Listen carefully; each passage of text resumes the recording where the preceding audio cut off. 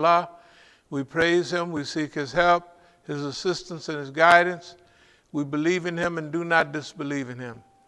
I bear witness that there is no God but Allah, and Muhammad sallallahu alaihi wasallam is His servant and messenger.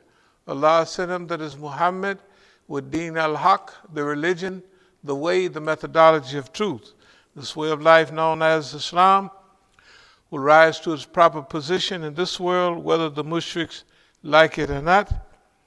أما بعد فإن أصدق الحديث كتاب الله وأوثق الأمور كلمة تقوى وخير الملال ملة إبراهيم وخير السنن سنة محمد صلى الله عليه وسلم وأشرف الحديث ذكر الله وأحسن القصص هذا القرآن وخير الأمور أوزموها وشر الأمور محدثاتها وأحسن الهدي هدي الأنبياء وأشرف الموت قتل الشهداء وأما الأمة دلالة بعد الهدى وخير الأعمال ما نفعه وخير الهادي ما أتبعه وشر الأمة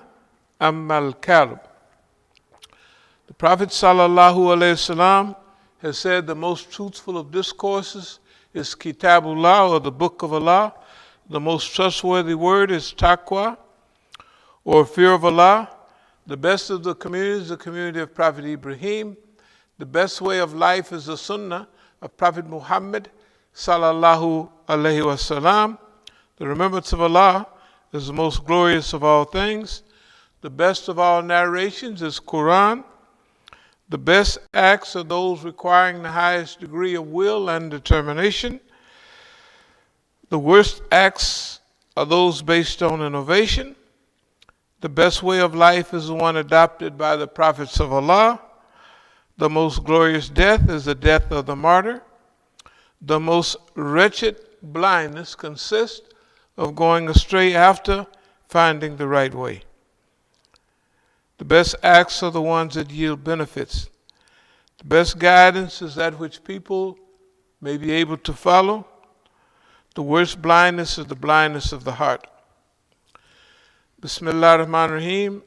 Inna Allah yahmuru bil adli wal ihsani wa ita'i dhil qurba wa yanha anil fashai wal munkari wal baghi ya'idhukum la'allakum tadhakkarun. Allah commands justice, doing of good, and liberality to kith and kin. He forbids all shameful deeds and injustice and rebellion. He instructs you that you may receive admonition. Those whom Allah in His plan willeth to guide, He opened their breasts to Islam. فَمَنْ يَرِيدِ اللَّهُ أَنْ يَهْدِيَهُ يَسْرَ صَدْرَهُ لِلْإِسْلَامِ يا أيها الذين آمنوا اتقوا الله حق تقاته ولا تموتون إلا وأنتم مسلمون.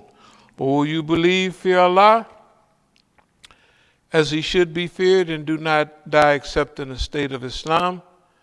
وَتَسِمُوا بِحَبْلِ اللَّهِ جَمِيعًا وَلَا تَفَرَّقُوا.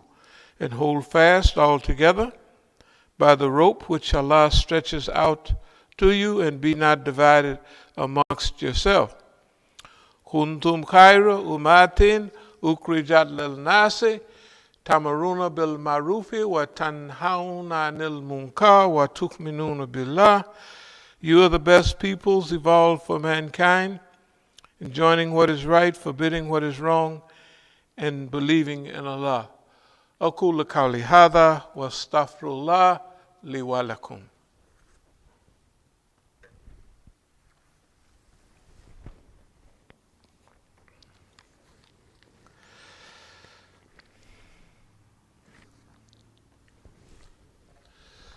Bismillah ar-Rahman ar-Rahim. Alhamdulillah Rabbil Alameen.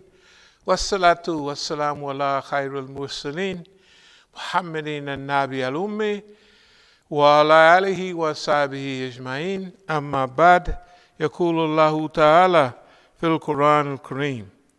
Inna Allaha wa malaikatuhu yusalluna ala nabi ya ayyuha alladhina amanu sallu alayhi wa sallimu tasliman. Allahumma salli ala Sayyidina Maulana Muhammad sallallahu alayhi wa sallam. Name of Allah, most gracious, most merciful. O my Lord, thou hast indeed bestowed on me some power and taught me something of the interpretation of dreams and events.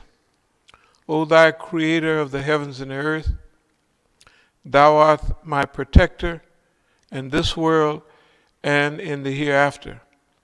Take thou my soul at death as one submitting to thy will as a Muslim, and unite me with the righteous. There's another of the same from another translator. O my sustainer, thou hast indeed bestowed upon me something of power, and hast imparted unto me some knowledge of the inner meaning of happenings. Originator of the heavens and the earth, thou art near unto me in this world and the life to come. Let me die as one who has surrendered himself unto thee, and make me one of the righteous. Now this is, to me, the most famous, or not the most famous, but one of the very meaningful ayats related to Surah Yusuf, because Surah Yusuf is clarifying everything that has just transpired. He comes out victorious. He's served the purpose of his life at that time. He's extended the prophethood to humanity. He has performed excellently in his mission. But he's saying, O my sustainer, thou hast indeed bestowed on me something of power. So he's clarifying the issue case for someone else, in case they don't understand. I thank you for giving me something of power, and has imparted unto me some knowledge of the inner meaning of happenings. And now this is the point where he's really explaining himself, that I thank you for giving me some knowledge of the interworking of the mechanisms of the heavens and the earth. It's the same as when Prophet Ibrahim is asking Allah, oh Allah, show me how this stuff happened. So Allah responds, oh, you don't believe, Ibrahim? No, I believe. I just want to. What he's really saying is, when I tell the people these things I'm going to tell them, I want to tell them I know what I'm talking about. I saw this myself and I got it covered. You know what I mean? This is what Ibrahim was saying when he asked Allah to show me the inner workings of your creation, how this thing is really working. And Allah showed him, and he thanked Allah. But his thing is, when he presents this reality to people, he want to be able to say, hey, shoot, man, I know what I'm talking about. I seen this. I got it covered. And this is basically the same thing that Yusuf alayhi salam, he's thanking Allah for giving him those things. And the main thing is the inner working of the meanings of the heavens and the earth. Thou art near unto me in this world and the next life. Let me die as one who has surrendered himself unto thee, and make me one of the righteous. So this is constant clarification for the hearer, for the listener, for anybody that comes in contact with Yusuf, this ayat is going to give them the understanding of what had transpired in the surah, because it was almost magic. He gets sold into slavery, you know what I mean? But see, Allah told him before, hey, in a dream, and he has this dream, he has this vision, and of course he don't fully understand what it means at that time. That's in the beginning. Then he goes through his transformation, and at all times during his transformation, he always knew or believed that he was going to wind up in this kind of condition so he was never despondent or lost belief or anything like that. So these are instructions for us, that it is when we go through life, we have at our disposal the same basic thing that Prophet Muhammad sallallahu alaihi wasallam had, the same thing that all the other prophets had. We have the revelation, right? We have the revelation. We have the revelation that was sent to Prophet Muhammad sallallahu alaihi wasallam. Now they asked the wife of the Prophet, peace be upon him, Aisha radiallahu anha, what was the character of the Prophet, peace be upon him? She said, Kana khuluquhul Quran. His character was the character of the Quran. In other words, he was a living Quran. So when we want to make up our mind about something, the first thing we go to is the Quran. We go to that, what was revealed to him. And then we go to the Sunnah of Prophet Muhammad sallallahu alaihi wasallam, because he was a demonstrator of the Quran. And sometime if you're going to buy a new car and you want to drive it and see how it runs and how it goes up hills, down hills, on corners, how it handles. In the old days, they had a demonstrator on the floor, a demonstrator. And you got in that car and you drove it around. If it was a Benz, it was a Cadillac, whatever it was, you got to drive that. That's what they called it, a demonstrator. So it demonstrated how this car runs. This is how it runs. If we want to see how the Quran works, Prophet Muhammad sallallahu alaihi wasallam was a demonstrator. He demonstrated how the Quran worked. He implemented the Quran right in front of us, right? So then this is our second source. Then after that, the Quran tells us to go through the historical process, study the peoples of history, right? So that you may learn knowledge, you know. So then we go to history. And then we have to interpret everything else through that process, and we get to our own experience. And this is where many people make some imbalanced approaches. They may take a Pakistani experience, because all the people they around studied in Pakistan, right? Or they came from Pakistan, and they also go to the masjid, and mostly Pakistanis, Afghanis, other people there, right? All of them have their own experience, right?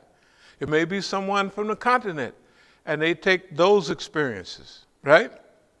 And then when you think about them, most of them are immigrants. They came here, and they got permission to come here. They signed papers. They did all kind of things to come here. So they have a different picture about America than you and I do, right? It's the same place. Okay, back home they lived under dictators and criminals and despots and all of that, right? So they went to the movies and they saw this America. You know, this is what the lady Ilham Umar, you know, the Somali lady, she gave a talk the other week. She said, you guys not sold us a bill of goods, but what you told us was not true. What the America that you told us about, this ain't true. Look, they're happy to be here. It's better than a refugee camp. They're happy. The Somalis, they're happy to be here. They got several settlements all over America. But the immigrant has a different picture of America.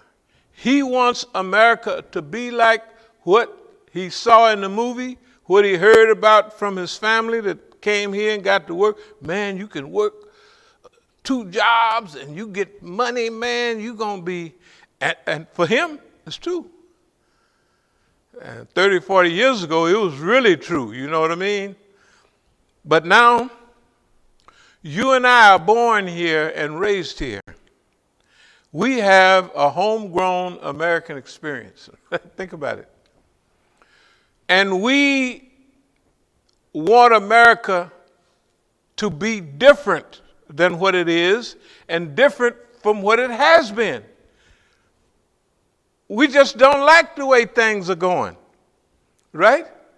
We just don't like the way, I mean, even when we get a job and we may get some degrees and letters behind our name, but you still a Negroid. You know, they used to have 3 classifications of people: Cascoid, Mongoloid, and Negroid. It's just ridiculous. But anyway, you're a Negroid. Don't make no difference how many degrees. Sometime it'll get you by.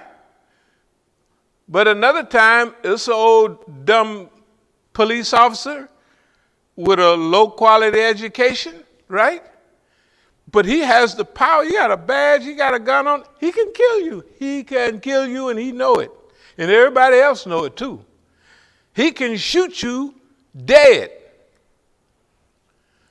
and write on the report anything he wants. And there's only a 0.1% chance that anything's going to ever happen to him about it, right? But here you come riding down the street in a new Benz and laughing and talking, shoot, to your family. And he just got up here from Georgia, Mississippi somewhere, right?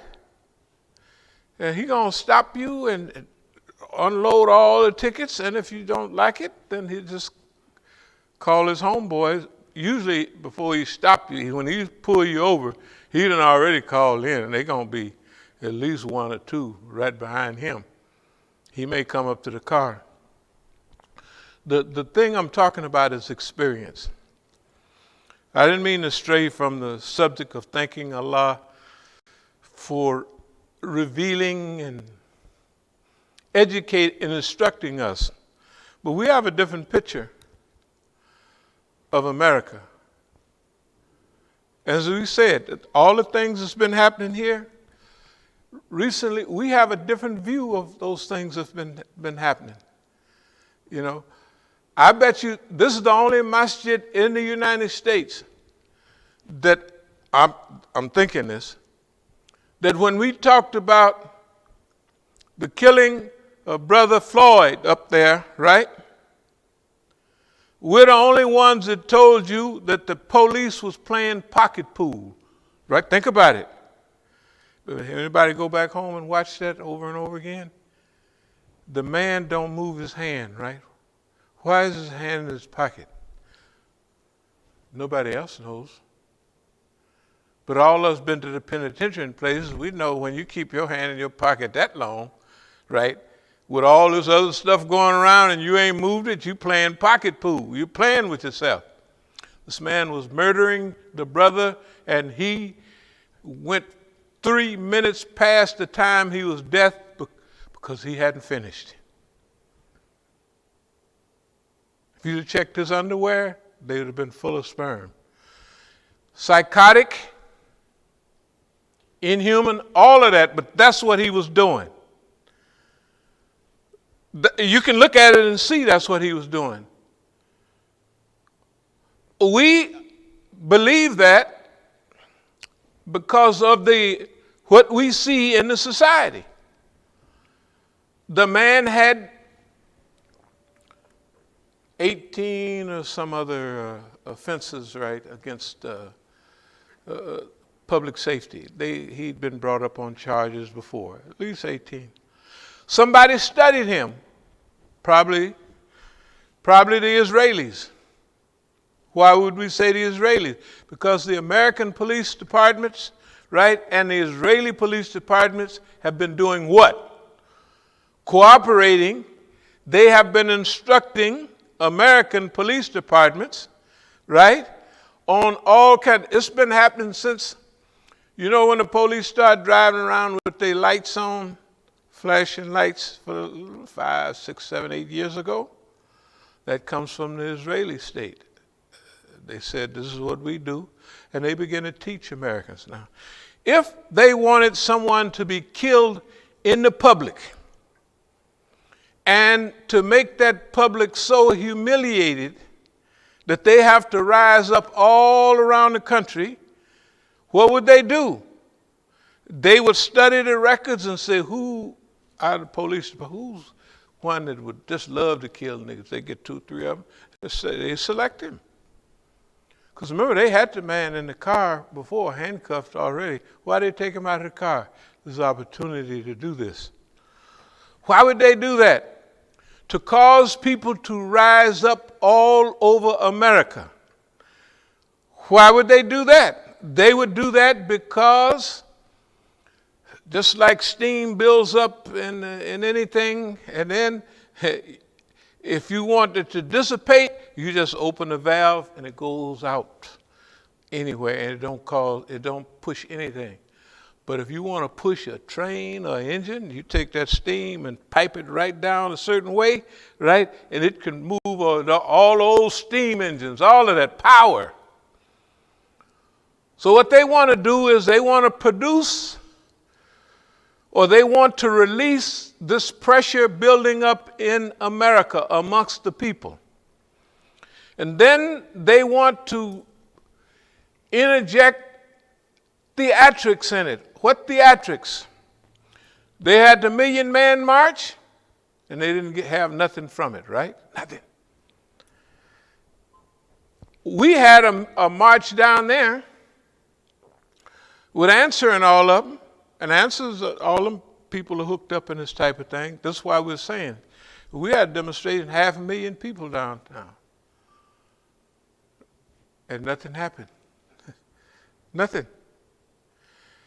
Did the people care about what they was doing? They didn't care a thing about it. You know why? We was doing security. If anybody's in here remember, the white folks had put out them orange buckets and they sent around all that to collect money. Money is important to me and you. Them white folks brought them, we was head of security, brought them big boxes of money, and they set them right by the stage and went on about their business. And the other white folks that's participating in the program, they walked right by all that money. I said, hold it, y'all, just a minute. I said, this is money, M-O-N-E-Y, big money. It's 500,000 people here.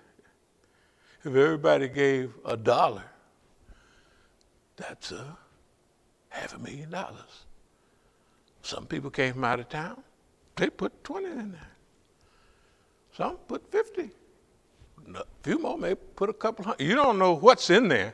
All you can look at is that's money.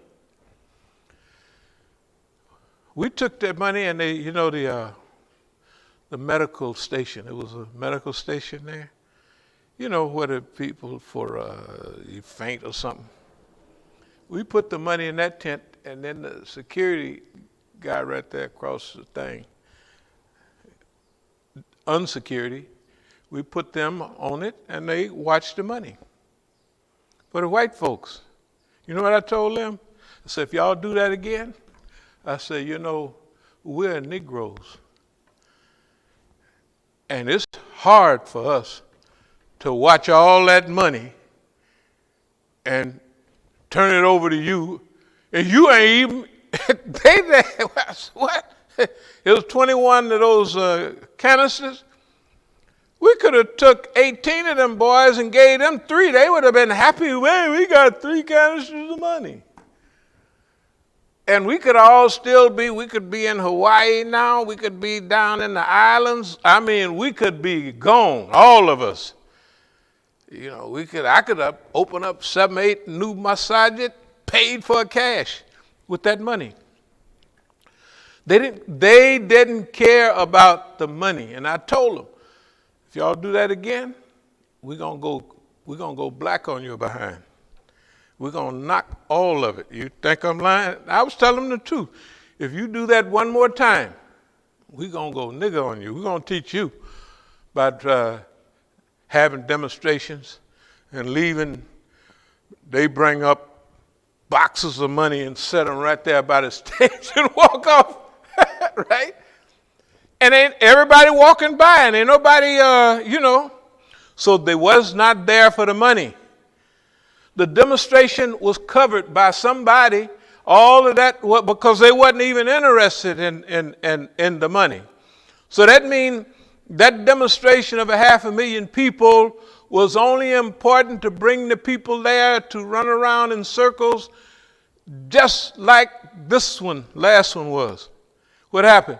Everybody come to D.C., everybody went all over the country, and they had all of this fanfare, right? And then they flattened it out, turned the lights out, and guess what? They changed the narrative. Anybody see TV last night, night before last, or for the last few nights? They didn't change, we call it changing the narrative. They didn't change the whole discussion. What's the discussion? You should apologize. They got them football players and all them done said something stupid about anti-Semitic lingo, right?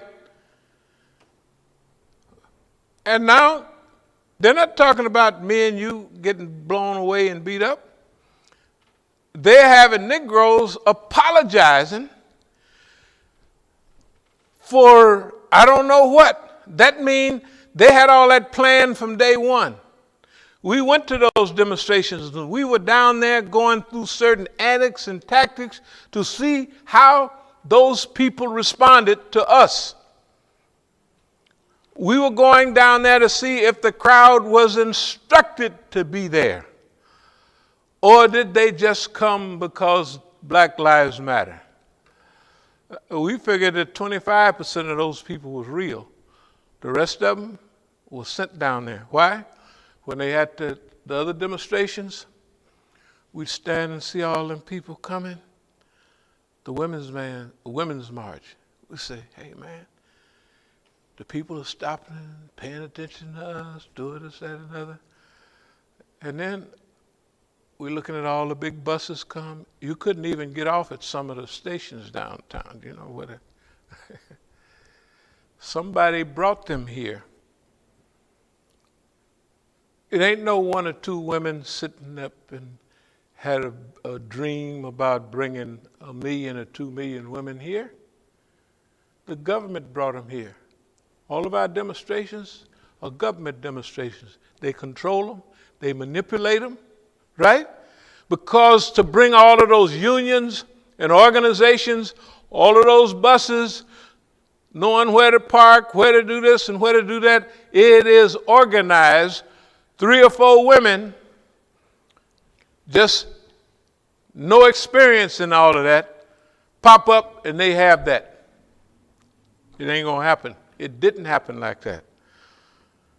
The government is trained in what we call in Hollywoodism, in manufacturing demonstrations and all of that, and that's what they did. And when it was time to go, it's just like they turn out the lights. Okay, everybody, that's it. We're not going to tell you what we did down there, but we test all our theories. So we tested it, but just for speed and the flow, we're going to just keep moving. We're saying that all of the stuff that happened for the last period was organized. But don't worry. We believe that they were only about 30% successful. They wanted to produce a whole environmental situation, and they blew it. I'll just give you a couple examples. One demonstration down there, they started using flash bombs and everything and tear gas. And as soon as the wind blew the tear gas away, Donald Trump came out, walked outside, right, with his homeboys, went over to the church and held the Bible up upside down, of course, and, took a picture. And then one of the 4-star generals was out there walking with him. And he came out even later by himself. Right after that, Colin Powell, what they call him, Mad Dog Mattis, and all them old generals, like Colin Powell used to be head of the Joint Chiefs of Staff. What did they say? We're not going to allow you to use the military against the people. Mad Dog Mattis said it too. You know why they said it? Look how they done the American soldier. And them old generals have a relationship with they call them, you ever hear them talk, my boys. My boys was over there and that's their family. They all want promotions and everything, but they still have a relationship with their army. My boys did this, my boys did that, right? My boys came back here with half of their head blown off, arms blown off, legs blown off, and you didn't even treat them. Sometime you would have them sitting at the VA filling out paperwork that says the guy's trying to get 100% disability. One leg is gone, one arm is gone, right? And the guy just breaks down crying. Can you prove that you're 100% disabled? And the man's leg, you know them sticks they walk on now? At them little old hand things, arm. He got all of that. And they want him to prove, the people are asking him at the VA, can you prove that you're 100% disabled? And the guy starts crying. 22 Americans kill themselves every day, ex-soldiers. When General Shinseki took over, the Air Force general, 3-star general, took over that homeless thing years ago, almost 10 years ago, it was 155,000 homeless soldiers. Now it's down to about 55,000, but our boys, them generals, just think about it on the news. They said, we ain't gonna allow you. He's talking to Trump now, to use the military against the American people. That's a win for us. I want to explain, because in this Hitlerianism that Trump has been trying to produce, one of the things is hold hands with the military, get the military on your side, right? And then you can really browbeat the American people. Because constitutionally, the American military, like the CIA and others, they can't spy on people inside, because they did during our time. The Army, intelligence, and CIA, internally. But technically, they're to fight external armies, right? Not internal. That's for the police, right? And that's for the National Guard. For the National Guard. Have you seen the police the last 15, 20 years, what they look like? They look like ninjas, right? Look at them. Wearing helmets, bulletproof vests. This is the police. You ever see the weapons they got now, right? And some of them, in the old gunslinger movies, they used to tie their gun down, didn't they? Tell the truth. You see them now, they tie their stuff down. So when they grab it, it don't flop or nothing. Everything. Why would you have a police organization with SWAT teams, with snipers for citizens, not overseas? Why would in every police department they have, for the last 50 years, that's costing me and you, sniper teams, and it's all right? Why is the U.S. supporting with all military equipment. If the sheriff is all right, they send him a whole boatload, shipload of military-grade equipment for his sheriff's department, right? That means we have been militarized already. We are a colony. We've always been a colony. But in the old days, when you got back to your neighborhood, just think how it was 50, 60 years ago, something like that. When you got back to the black neighborhood, you was home. It was nice. Hey, imagine, I know y'all think I'm lying, we didn't lock our doors. It may be one killing per year, maximum. The other day, the old White House staff had pictures of black people, black kids, that was killed by other black people. Why it wasn't none about it a month or so ago. But after the 4th of July, all hell broke loose. In Chicago, all them. Just people being slaughtered. Why? Because the people, the niggas that get cases and all that, gang members, they get enough of them coming in and out of them jails, right? And then they say, okay, you can cut loose now. And they cut loose. That's why they get killed like that. You think all the little white kids get killed in all them schools? Do you think some crackpot jump up and do it? No. The government instructs people to do it. Why? Because the white people got all these weapons, right?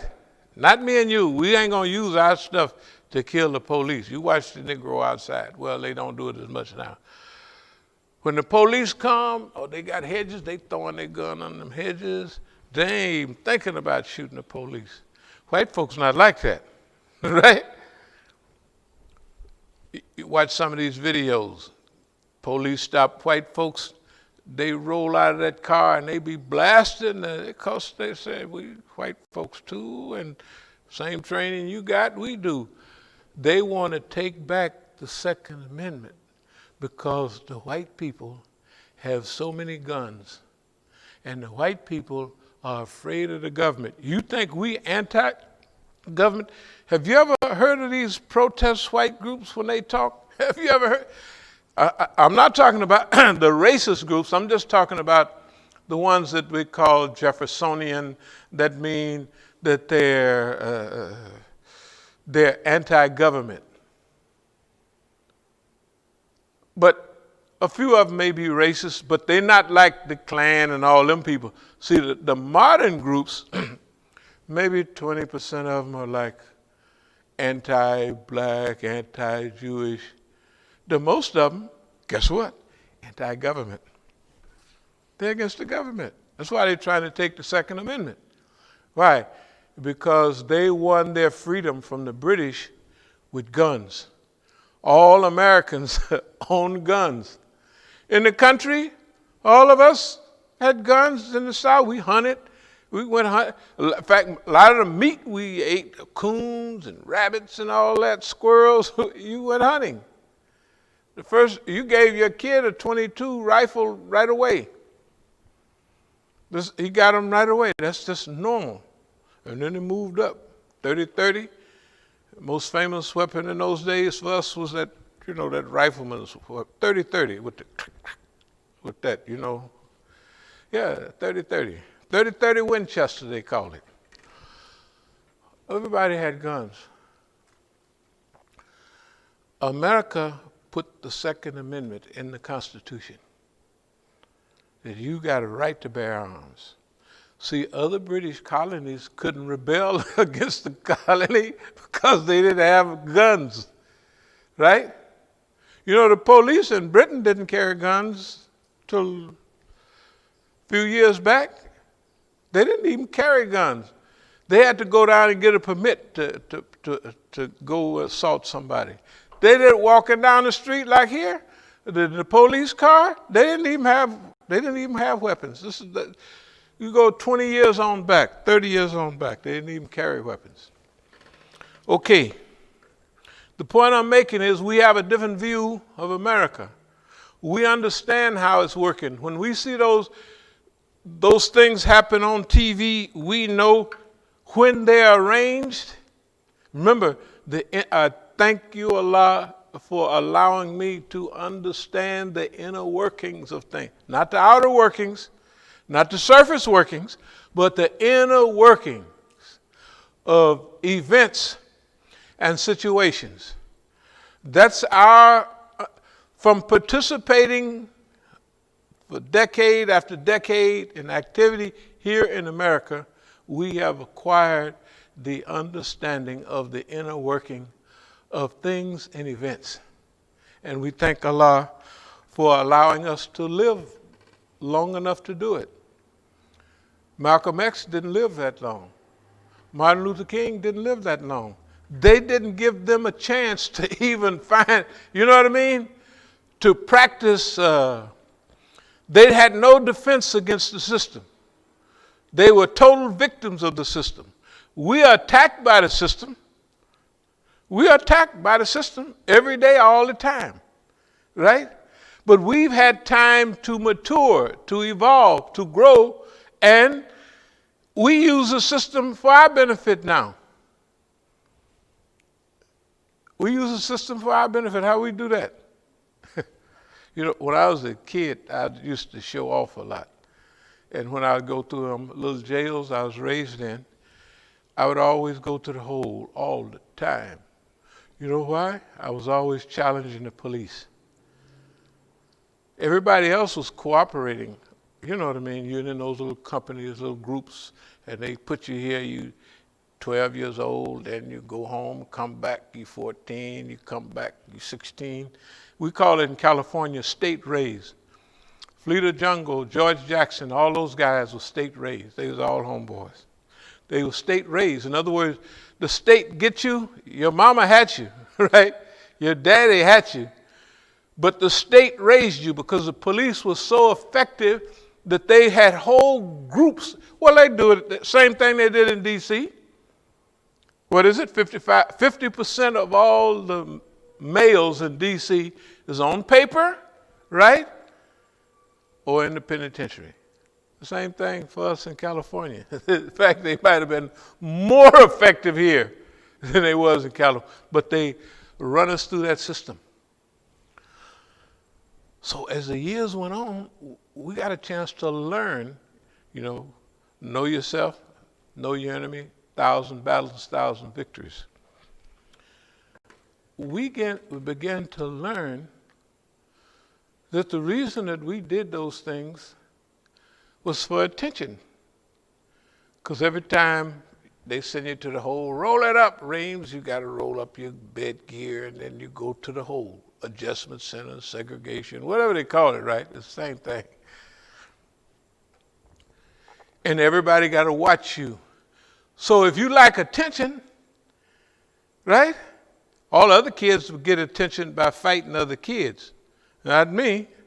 I know the more attention, the more you challenge the man, the guard, the counselor, whatever y'all call them, right? The more attention you get. I'm going to go ahead, skip ahead. You remember all the pictures we show you about all them pretty cars and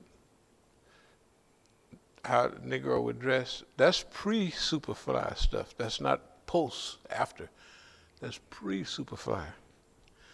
But guess what it gets you? Attention! Right? So everybody told us we ain't nothing, so I ain't nothing. Well, give me the biggest, longest, prettiest car you got on the thing. I'll teach you I ain't nothing, right? But then you get all those things, and guess what? Police still pull you over. In fact, pull you over more now, since you got all of them, than he did when you didn't have them. But you learn something. You learn the discipline that comes along with being oppressed and getting attention. This is very important. After the years of that oppression, you can't find two people in America that like to be oppressed. Let me go over that again. Nobody likes to be oppressed.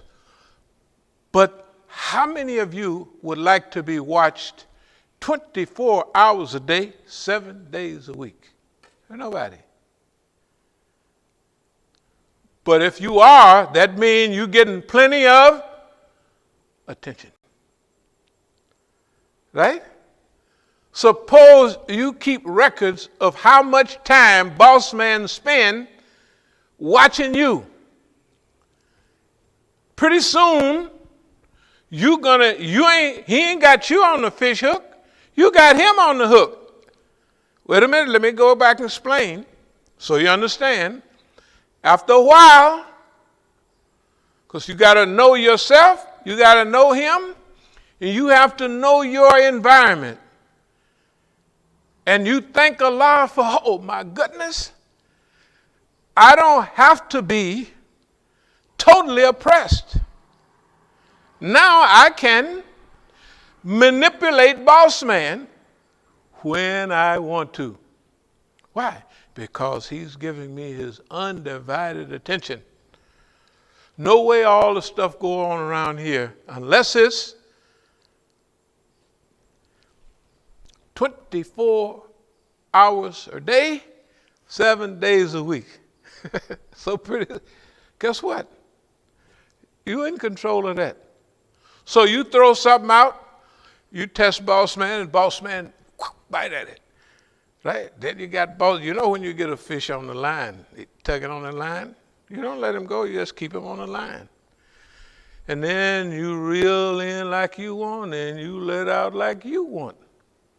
Nobody in history got time to do that. They didn't allow niggas to live long enough to do it and to study what they're doing, right? And also the thought, you got to think like, boss man, you're just another old Euro. Ain't nobody scared of you. You got to think like that, right? Then you think if he can do this, then I can do that. If he can build a prison, I can think long enough and get out of it. If he's got certain behavior patterns, he's got blind spots, right? Blind spots where he can't see. He can't see there, right? And you test him year in and year out to see where his blind spot. He don't even know he don't have a blind spot unless you tell him. Because he didn't study it himself. He said, I've covered all my blind spots, but he haven't. Because he's not coming, he studied coming from one way, right? And you studying it coming from another, right? See what I mean? If you go downtown, you see the same thing, but if you're on the other side of the street coming back from downtown, you see the same scenery, but you're on the other side and you're coming back this way, right? And you don't see the thing the exact same way. You don't encounter it the same way, right? Because you're coming the other way. All right. I just wanted to bring those things up. There's a few little things I want to, certain things called yaqeen. Yaqeen, there's ayn al-yaqeen, stuff you see with your eye. Ilm al-yaqeen, things that you know in your mind. Ilm al-yaqeen. And haq al-yaqeen is the certainty. It's the absolute truth. So when you see something, at first, you see it with your eye and you begin to think that is a such and such, right? Because you saw it. Then you do some investigation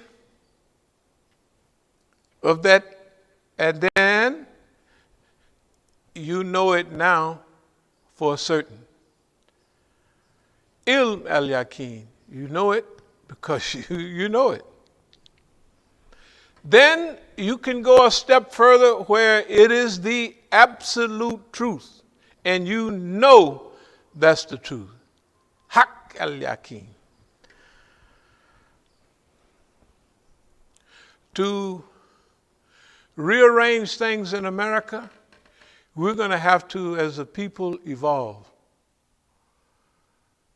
The chance we had a few weeks ago, we were saying this is an opportunity for New Worldism, to really remanufacture, remake, restructure, reorganize the whole America for good.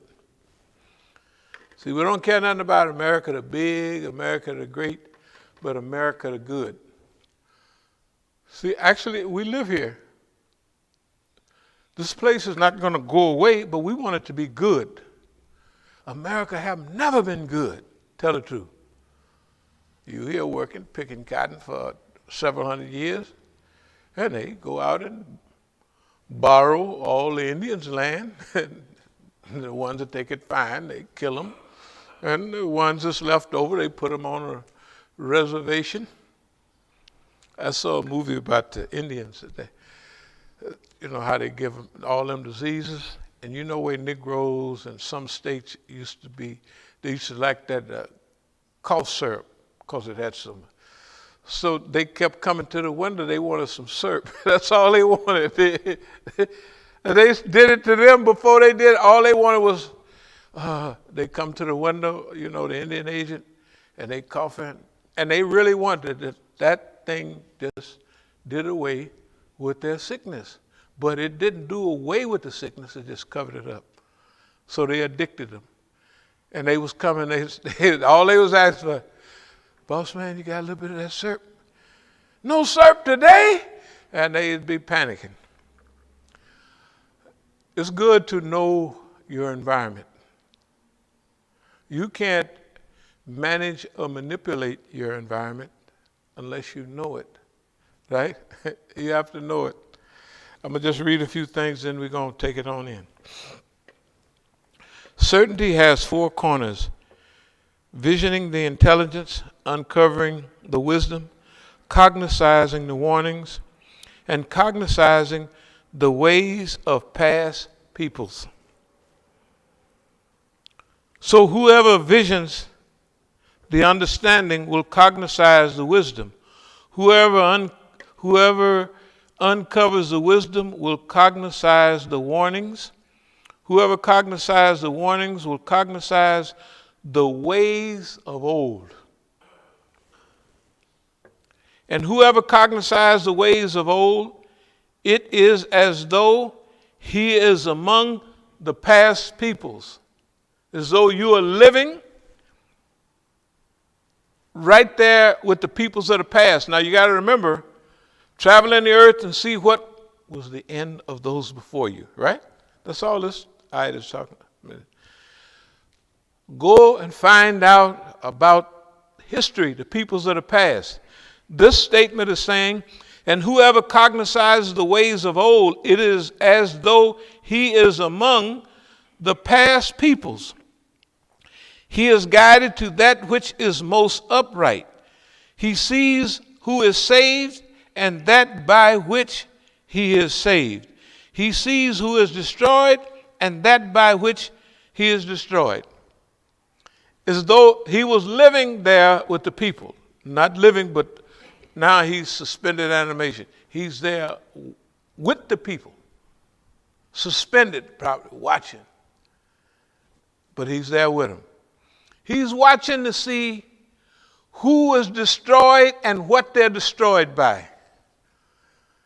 And he sees who is relieved and who is saved and who is rescued and the thing that they're rescued by.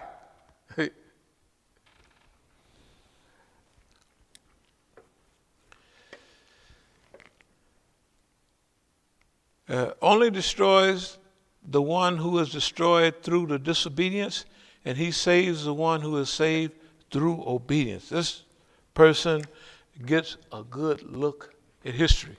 Remember, Quran, Sunnah, remember? History and our own experience. What we're telling you about today is our own experience. If other people listen and believe, that's their business. This is our interpretation of it, and this is our understanding of it. And until someone comes with something better or can prove it, that is how we're interpreting things, because there's no way that you're going to have all those demonstrations, quiet everybody down after a couple of weeks, right? And then they shift the whole narrative to Israel or to, you saw on TV, the Negroes apologizing for what niggas apologizing? We ain't said nothing. What are you doing on there representing us? Them coons. We're sorry we said this about Jews. Jews don't have nothing to do with it. They got their knees in brothers' necks. Right? This ain't no Holocaust. The only Holocaust is the Indians and me and you. Right? They ain't no, I'm sorry. Big football players 2 days ago and yesterday. We didn't mean to say, they done changed the whole subject, man. From our oppression, Black Lives Matter, to Jewish Lives Matter. And ain't nobody said nothing about Jews. I've talked with rabbis, you see the guys with all the curls and them hats. They real Jews, because them brothers wear them fur coats and fur hats, they'd have it on. If it's outside now, 100 degrees, they out there. And I said, boy, y'all believe in that's, the clothes is black, and they got fur hats. Now, and all that long, I said, them boys are serious. And if it's on Saturday, they don't work on Saturday. So they'll come to this thing and stand there, and you got to read what they was going to say. Because it's the Sabbath. They keep it. We ain't did nothing to them, nobody. Right? Why Negro representatives, we're sorry for what? I said something that relates to the protocols of Zion or something. You said it, nigga. You ain't said don't have nothing to do with me. It don't have nothing to do with the police killing us, right? They changed the narrative. Now, don't nobody remember nothing about you and the people, all them thousands of people, they don't hardly remember. Give them another few days, they will have forgotten. They will remember, 3 Negroes said, we don't like the Rothschilds family and that stuff from the protocols of Zion and all that old stuff. We don't need all that stuff. We know that in Palestine right now, you done stole the whole country, put the whole people in prisons, and you done stole all of their property and put them in reservations now. You do them, you have done to them the exact same things that the Nazis did to you, but you're doing it now with global approval. That's what we tell Israelis. We don't say, you got to give them 2% of the land or 10%. No, we said, you give them all their land back. And you're a Nazi. You talking about the Nazis did this to you, and that's what you're doing to the people. Anyway, we're going to speed up here. Yeah, hey, man, we got to stay woke. These people, they can do what they want. But we going to stay on their case. Yes. And if they don't watch us, we're going to get out in the street with some red underwear on and set them on fire till they pay attention to it, just like the FBI said. Imam Musa says all of that. This is assistant director of the FBI. Remember the thing I read yesterday? So if the assistant director, the director of the FBI is a political appointee, right? The assistant director is one like the deputy warden. The warden don't do nothing in the penitentiary. The deputy warden he run everything, right? They might have 2 deputies. So if the assistant in charge of the FBI said, Imam Musa does all of that stuff for attention, he knows that that's not true, well, he's half right. I do it for attention. How to punk the FBI and all that. That's to get attention. right? That's to get attention. Well, they didn't run everybody away from here, right? Tell the truth. Remember all the big demonstrations, all the big everything, all that? Where's everybody, right? Where's everybody? Where? Goodbye, they gone. We don't go after them. Where you going, brother? What did we do? We said, see y'all later. Goodbye. They just like the regular barcode, you know, they got their time limit, the time's up. It's time for you to go. They came for a period, they here for a period, they do a specific job, then they lay dead, or they play dead, or they do whatever they want to do, but they're inactive. And we ain't gonna give them no break. We gonna tell boss man what to do like we've been doing for decades. All you got to do is stick with him. The other brothers did not get long enough. They didn't have enough time. King, Malcolm, all of them. They killed them too quick. They didn't have time to learn. They made one mistake. Hey, when you get 75 in this game, you've been around a long time. Like 200-300 years in everybody else's time.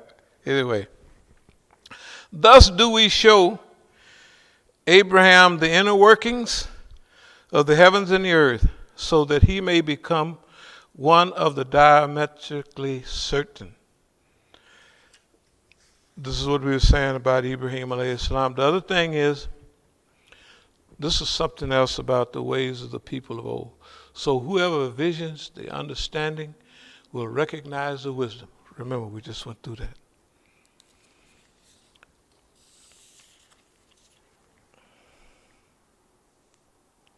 And the other thing to remember is that whatever, and this is mentioned in the Quran and Hadith as the highest stage of wisdom, to know that anything that hits you was going to hit you. And anything that missed you, it was going to miss you. Let me repeat that. Anything you got, you was going to get it. Anything you don't have, you wasn't going to get it, and you ain't going to get it. Right? So if somebody shot at you and missed, that's what he was supposed to do. If they shot at you and hit you, that's the way it was already written like that. The brother going to get hit. But what are you going to do in the meantime? So in closing, we just like to say, dear believers, we got to go after boss man. You gave him too much credit. You think he's unbeatable. If you think an opponent is unbeatable, he'll whoop you every time. It don't matter how much you train, because you don't think you can whoop him. And now, this is our day.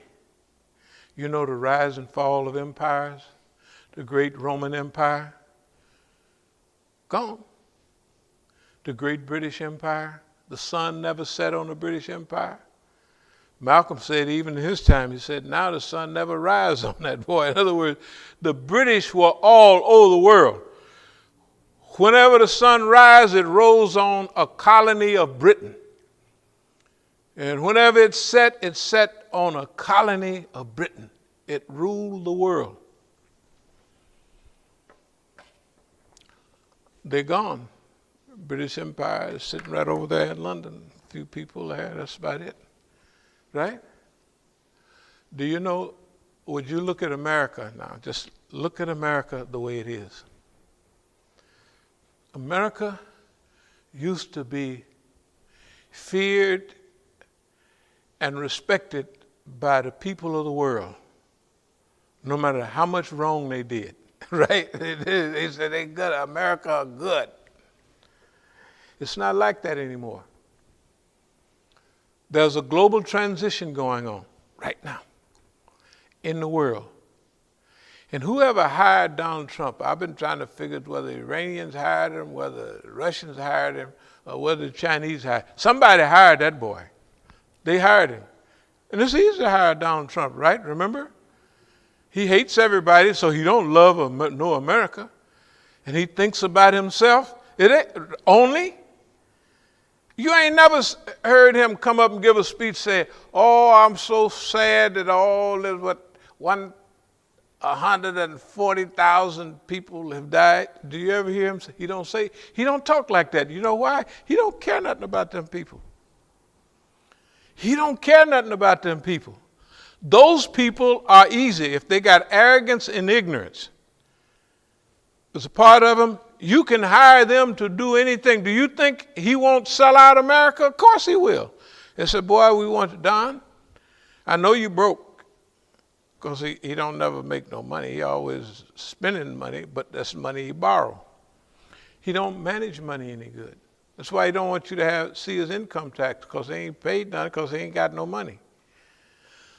So they know, like all them Trump hotels, tell the truth, he loaned the people his name, and they pay him so many $1 million to call it Trump Hotel. So he ain't got no money. All those investments there in Jersey, right?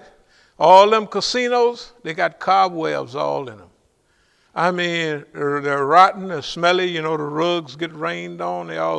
They closed down years ago. So he ain't got no money. Any government that want to hire him will make a deal with him. Don, we want you to destroy the Republican Party and mess up such and such. Okay. You say that's not possible. Something is going on. It's not possible for a man to do everything wrong all the time, right? To say the wrong thing every time. It's not, you got to learn from something, right? You got to learn something sometime. Don don't do that. And then y'all heard him. Don just say stuff. If any other president would have said that, they'd have hung him upside down in the square downtown. You want help from this virus? No problem. Get you some radiation, get you a red light, put it under your arm or something. Or better yet, you know where bleach cleans up everything, you go get you a drink of that Clorox bleach. Right?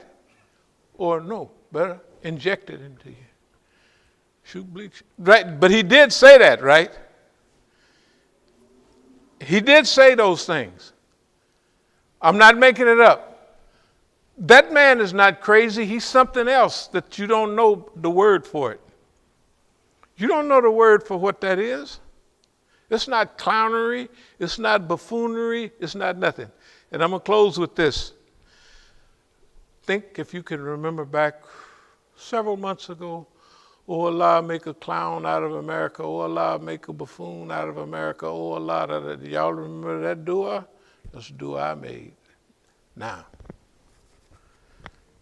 what we got? Tell the truth. Don't get mad. Didn't I stand right here in front of y'all? Oh Allah, help make a fool out of America. Help make. And you know, making dua and getting it is nice. You could get a little car. Oh Allah, I need a little car. I need a little this. I want a new wife that's got good taqwa and all of that. That's good. But when you make dua, and of course you expect it to happen, but when it happens, you standing there like, he really said that. You think you don't believe it? I almost don't believe it. I don't believe that man said that. I believe it was a ventriloquist, somebody or some new camera trick. I don't believe he said that stuff. I really don't. I think some kind of camera trick, you know, somebody talking, you know, they used to have a little doll and they're talking out of their mouth. I think that's what happened. Something like that. I don't think he really said that. If he did, then Allah answered the duas that we made in perfect clarity.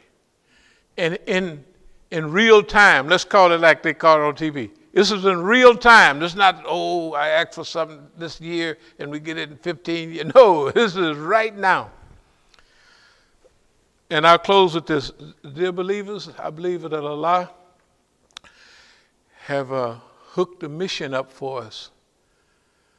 But we're going to have to work for that mission. Yeah, we're going to have to struggle for that. We're going to have to help the Muslims in America and then all around the world feel good and proud of themselves. Because we're in America. The people over there in Iran can't do it. The people in the Middle East can't do it, right? Because they're so far away, right? And we want to do it from here because this is our job and our opportunity. But it all have to be for good, for justice. We don't want to do the system like the system did us. That's not what we're asking for. We're asking that Allah give us the chance, and we have it right here, to do good for America and for the world, because all the respect America had is gone. All the love for America all over the world is going fast. Oh Allah, we seek thy refuge from anxiety and grief. We seek thy refuge from lack of strength and laziness. We seek thy refuge from cowardice and niggardliness. We seek thy refuge from being overpowered by debt and the oppression of men. O Allah, suffice us with what is lawful. Keep from us what is prohibited. With thy grace, make us free from what? Of what is besides thee. Ameen. Iqamat as-salat.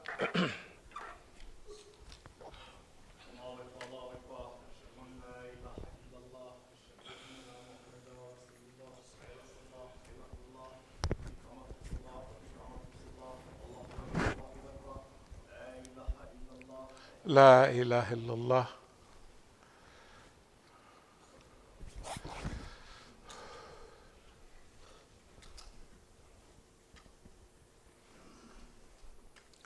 Allahu Akbar. Bismillah ar-Rahman ar-Rahim. Alhamdulillahi Rabbil Alameen. Ar-Rahman ar-Rahim. Maliki Yawm ad-Din. Iyyaka na'budu wa iyyaka nasta'in. Ihdinas siratal mustaqim. Siratal ladina an'amta alayhim. Ghayril maghdubi alayhim. Waladdallin.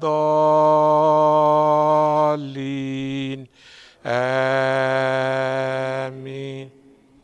Bismillah ar-Rahman ar-Rahim. Tabat yada abi lahabam wa tab. ما أغنى عنه ماله وما كسب سيصلى نارا ذات لهب وامرأته حمالة الحطب في جيدها حبل من مسد الله أكبر سمع الله لمن حمده الله أكبر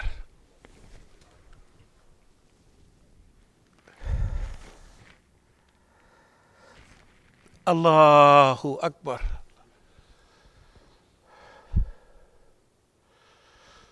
Allahu Akbar.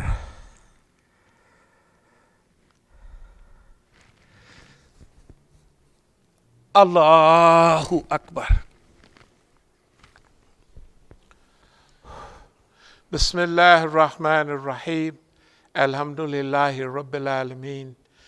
الرحمن الرحيم مالك يوم الدين إياك نعبد وإياك نستعين اهدنا الصراط المستقيم صراط الذين أنعمت عليهم غير المغضوب عليهم ولا الضالين آمين بسم الله الرحمن الرحيم قل هو الله أحد الله الصمد لم يلد ولم يولد ولم يكن له كفوا أحد الله أكبر سمع الله لمن حمده الله أكبر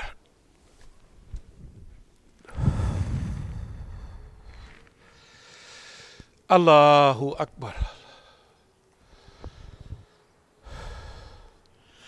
Allahu Akbar. Subhanallah. Allahu Akbar.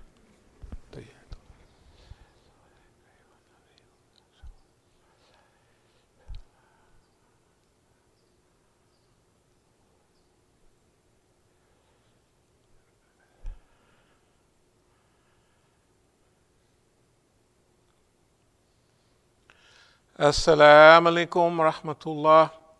As-salamu alaikum rahmatullah. Astaghfirullah.